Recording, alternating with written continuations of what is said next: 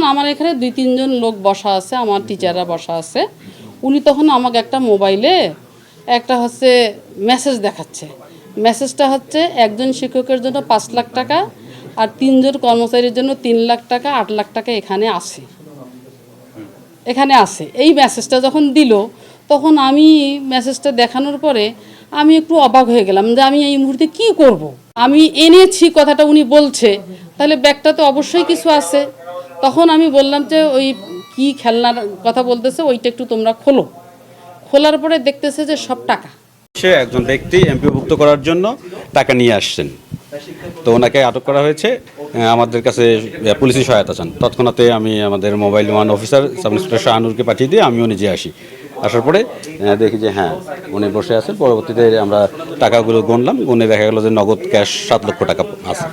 তদন্তের বিষয়, তদন্তকারী কর্মকর্তা নিযুক্ত হওয়ার পরে পরবর্তী কার্যক্রম তদন্তকারী কর্মকর্তা অনুসন্ধান করে যদি এখানে কারো জড়িত হওয়ার বিষয়ে সম্পৃক্ততা আসে তাহলে তিনি আইনগত ব্যবস্থা গ্রহণ করবেন।